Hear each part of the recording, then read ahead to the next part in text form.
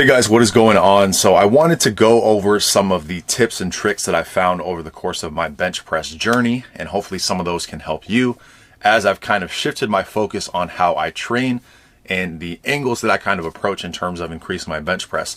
And I think this has helped me out a lot as of recent, and I just want to share it with you guys so you don't spend a lot of time making some of the mistakes that I did. So I guess it just makes sense to kind of go over my history of my bench press.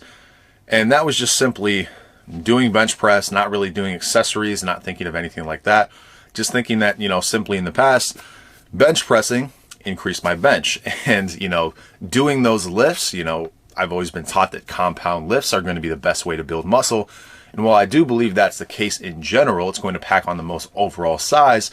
If you're trying to target specific muscle groups, or if you're trying to target a specific range of motion or an area that you're weak in a compound lift, it might not be as optimal. So for me, I always gripped the barbell with a very narrow grip. And so this is coming from somebody who kind of had some chest weakness in the past, just by simply not really engaging the chest to its full capacity in the bench press and not really targeting it in any meaningful way outside of that. So I figured bench press improves your chest. I thought I was covered there.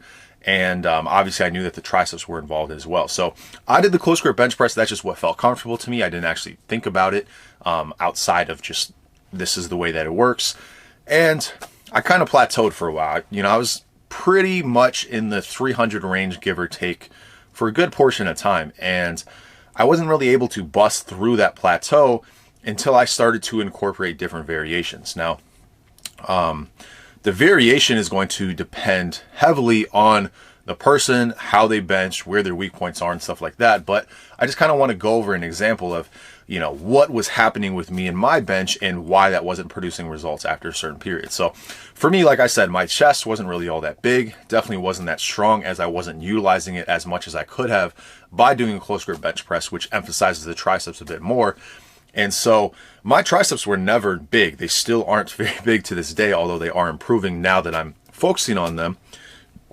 But I was able to actually get a lot of motor unit recruitment, and actually establish that movement pattern, be able to basically maximize the amount of power that I could get from my triceps, which were pretty small. And I'm not saying that, I was stuck there forever, but the progress really kind of slowed down for a period of time where I wasn't experimenting with things. So basically, I had pretty weak triceps, wasn't engaging my chest to the degree that I probably should have, and thus I was just kind of hammering home that tricep movement pattern without really doing much else, okay? So my triceps were really strong, they weren't very big, and thus they were kind of the limiting factor there when I didn't really engage the other muscles in the way that I could have. So I started to bring my grip out wider over time, but what really kind of established my ability to increase my power output was doing specific close grip bench press work, which I would actually bring my grip in further than it already was on my standard bench.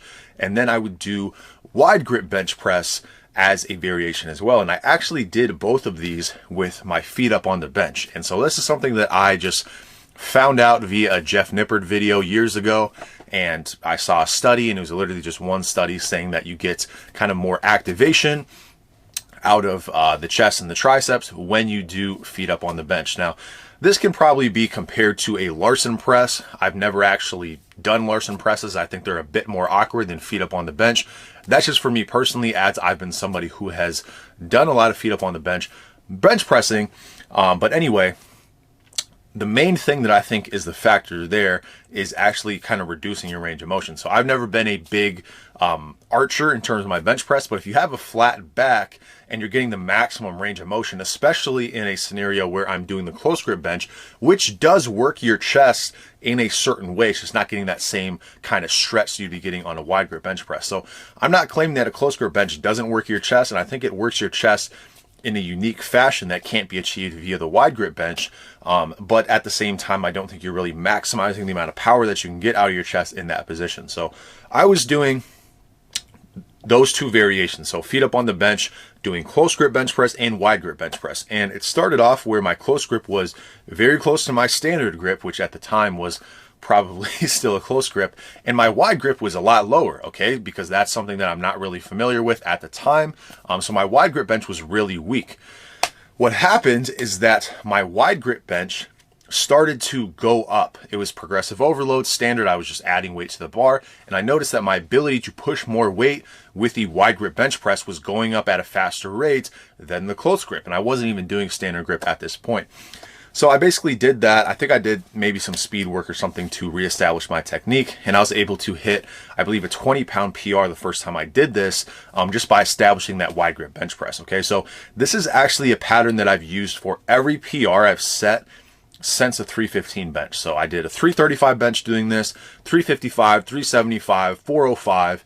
Every bench PR that I've done, I have been doing this as kind of a peaking program. And what I've always found is that I'll always seem to have a different ratio when I'm not directly training the close grip and the wide grip directly, and I'm just doing standard bench press throughout the year.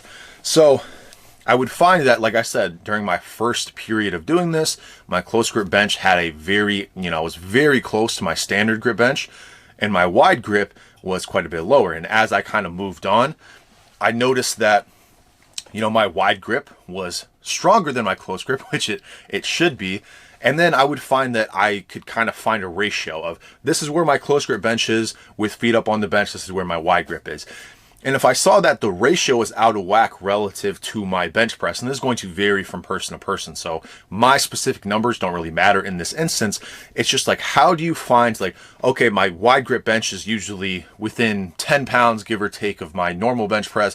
My close grip is usually within whatever, 20 pounds. If you're able to establish that kind of ratio, you do your normal training, you come back to this, you should kind of use those as rules. And obviously these are fluctuating things. I'm not saying they always have to apply to you as you continue to advance. What I would notice is when I would come back to these variations, I'd be like, wow, my close grip is 30 pounds less than I thought it would be based on my current strength. And so I would go ahead and I would hammer home the close grip. My close grip would come up, and therefore my bench would come up because that was my weak point at the time. Or vice versa. If my wide grip wasn't up to par with where it should be based on, my other lifts, then I would work on that. And this is just one simple variation, being obviously feet up on the bench. This can be Larson press if it's, somebody else watching who'd rather do a Larson press. But I found that basically just simply dividing it into, I'm going to do a wide grip bench to improve, the stretch on my pecs and actually get more power out of them, or do close grip bench, and that's going to increase my tricep strength. Well, there's just two very simple variations that I was doing that was determining where my weak point was. When the reality is that there are so many aspects of your bench, your back, your shoulders, maybe you have a sticking point in the middle, and that could be caused by a variety of things. And so what I learned from this kind of indirectly, and as I continued to watch other YouTubers preach about variations, and I was really only doing one kind of variation as my variations, I started to experiment with more things. I started to do pin presses, for example. I am currently using the Swiss bar.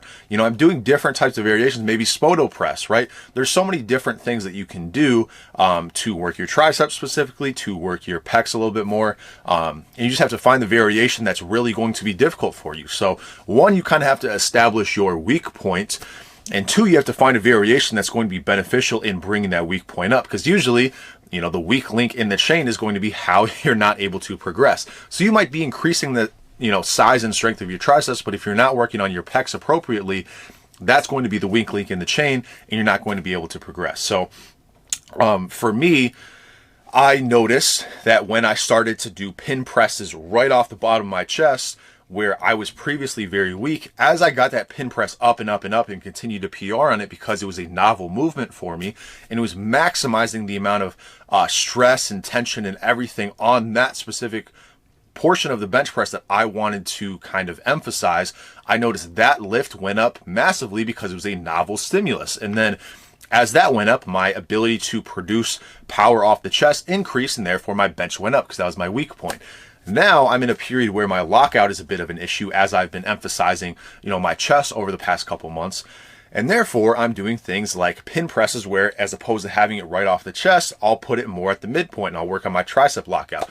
You can do block presses, you can do floor presses, you can do bands, chains, you can do the Swiss bar, right? There are so many variations that you can do to kind of focus on your weak points.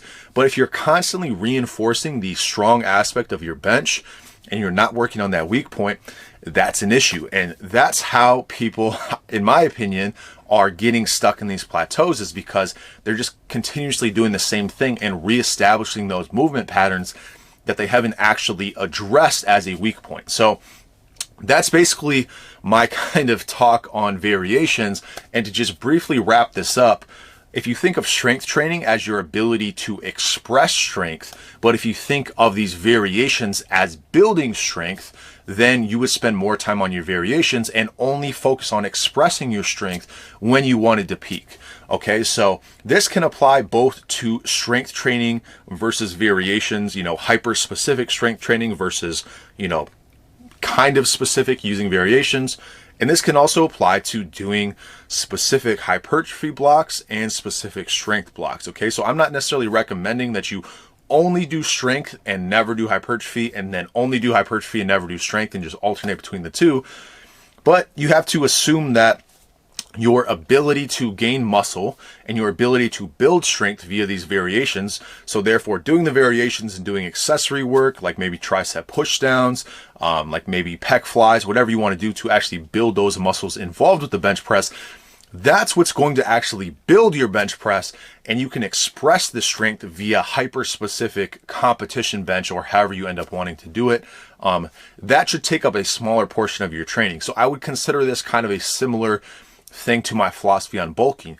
You want to spend the majority of your time building muscle, building strength in a surplus, and then you can reveal your new physique at a leaner state with limited time cutting, and then cut down and say, hey, this is what I've worked for. So you're expressing your physique via a cut, but you're building your strength via a surplus and via building muscle, building your variations, building your weak points. Okay, so spend the vast majority of your time building, and don't focus so much on expressing your strength or expressing your physique, because that's what gets the views on Instagram, right? You're able to hit a 1 rep max, you're able to show your most shredded physique, and that's what everybody wants all the time. But you have to focus on what's going to be best for you long term, which is going to be building your physique, building your strength, and then you can express those things later on. So I think that you can do variations and accessory work, at the same time. And I've always kind of been of the belief,